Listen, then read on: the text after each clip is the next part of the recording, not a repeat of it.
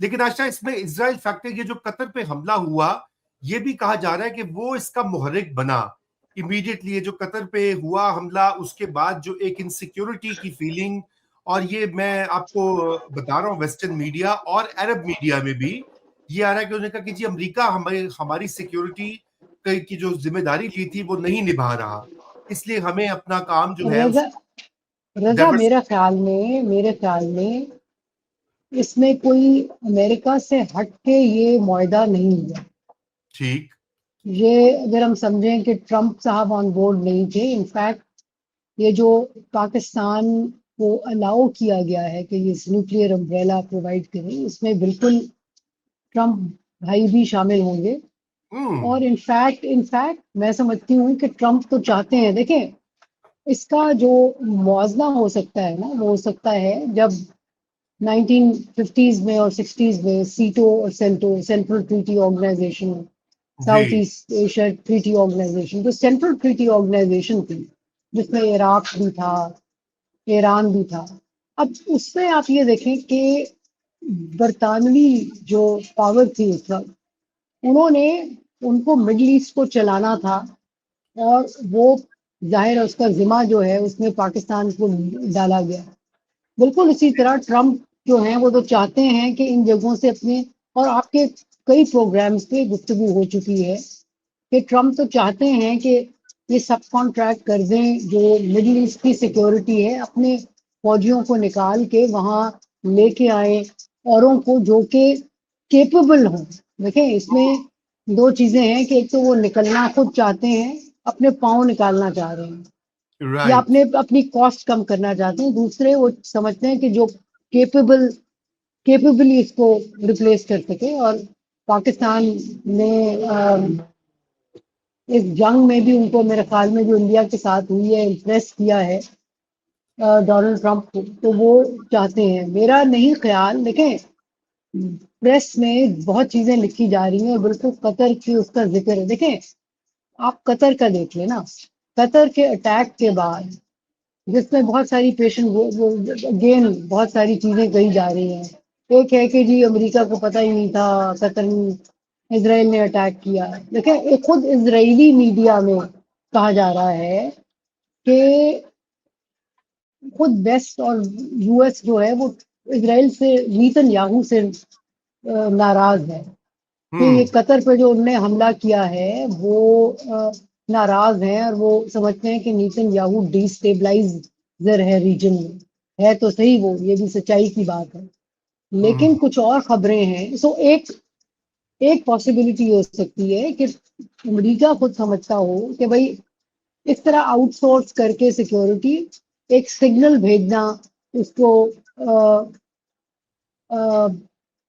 You know, एक signal भेजना Israel को कि देखो, अ, तुम यूं नहीं आ सकते, हम सिक्योरिटी का एक अम्ब्रेला खड़ी कर रहे हैं, और एक राइट। थर्ड पार्टी को लेके, ठीक है ना। एक पॉसिबिलिटी ये है। दूसरी ये है कि अमेरिका इस कतर के, इसको नॉलेज थी कि इसराइल अटैक कर रहा है। जी वो बात तो यह है कि है। उसके उस अटैक के फौरन बाद तो बैठ गए अमेरिका के साथ। हाँ कतर जी। तो कोई कतर तो कोई वो नहीं कर रहा। देखें, ये तमाम ममालिक जो हैं ये वो हैं जिनकी सारी टेक्नोलॉजी अमेरिका से आती है। आप जितना भी हार्डवेयर सऊदी देख लें, इट्स ऑल अमेरिकन, ठीक है। और उनमें वो कैपेसिटी भी नहीं है डोमेस्टिक प्रोडक्शन की। तो मैं नहीं समझती कि ये कोई ऐसी उसका इंसेंटिव बना है, एक बहाना है।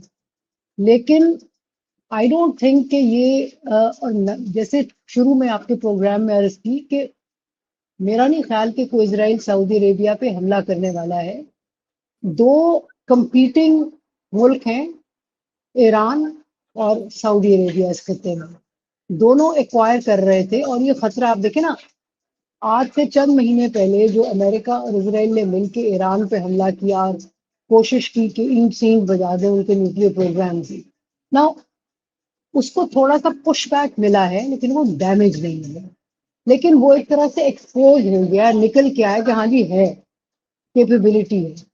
अब जब ईरान के पास कैपेबिलिटी होगी तो सऊदी अरेबिया को चाहिए होगी ये कैपेबिलिटी। तो राइट। उसका एक तरीका ये है कि भाई इसको आप यूं कर लें कि डायरेक्टली तो आप ना लें, आप इनडायरेक्टली आपको अम्ब्रेला जो है वो आप अम्ब्रेला रख लें, और उसके लिए पाकिस्तान को रोल प्ले करने की इजाजत दी गई है। लेकिन मैं अब भी समझती हूँ कि उसका जो है ना टारगेट उस कैपेबिलिटी का वो ईरान है। तो चलिए, अगर कोई कॉन्फ्लिक्ट होता है तो हम जिसमें सऊदी अरेबिया पाकिस्तान की मदद करे तो वो यहाँ वाले, अगर कोई ईरान पाकिस्तान का झगड़ा होता है ना कि कोई और झगड़ा। लेकिन इंडिया का जो रिएक्शन आया है उसके ऊपर भी थोड़ा सा कमेंट करें। इंडिया में उन्होंने बड़ी म्यूटेड सी रिस्पांस दी है। वो कह रहे हैं जी हम स्टडी कर रहे हैं, हम देख रहे हैं, और मीडिया भी बड़ा मोहतात तरीके से इसको देख रहा है।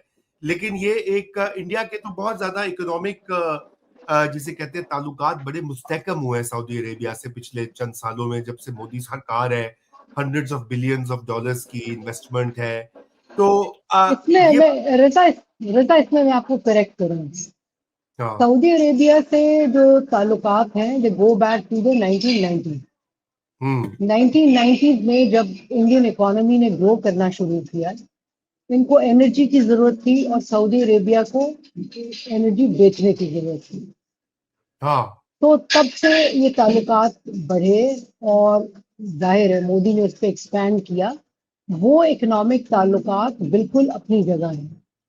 आप ये देखिए कि आप कतर ले लें, आप यूएई ले लें, आप सऊदी अरेबिया ले लें, जो बाहर की बहुत सारी बड़ी इन्वेस्टमेंट्स हैं उनमें इंडियन इन्वेस्टमेंट भी है। हम्म। एंड आई डोंट थिंक कि ये उनको हटा रहे हैं या पुश बैक कर रहे हैं। देखें एक चीज बड़ी सीधी सी है, इन तमाम ममालिक को, मिडिल ईस्ट और पैलेस्टीन, इनको सपोर्ट चाहिए, मिलिट्री सपोर्ट। ये तमाम मोनर्कीज हैं एंड इंडिया जो है वो कभी भी राजी नहीं था to put its boots on ground. अब राइट। इस खित्ते में जो ओनली केपेबल फौज जो कि बूट्स ऑन ग्राउंड अपने फौजें उतारने के लिए भी विलिंग होती है वो पाकिस्तान है। जी। तो इसलिए मैं समझती हूँ वो इकोनॉमिक जो है रिलेशन अपनी जगह कायम है। मोहतात की मैं आपको बात बताऊं कि एक जमाने में, ये आज से कुछ 2-3 साल पहले की बात है, कि कुछ इंडियन डायस्पोरा वाले जो गल्फ में थे तो उन्होंने कुछ मजहब पे, इस्लाम पे तो कमेंट कर दिया। तो जयशंकर साहब ने फिर फोन उठा के अपने तमाम एम्बेसडर्स को कहा था इनको इंसान का बच्चा बनाए, उनको को हम्म। चुप करके सर डाल के खामोशी से काम करें और इस काम में मत पड़े।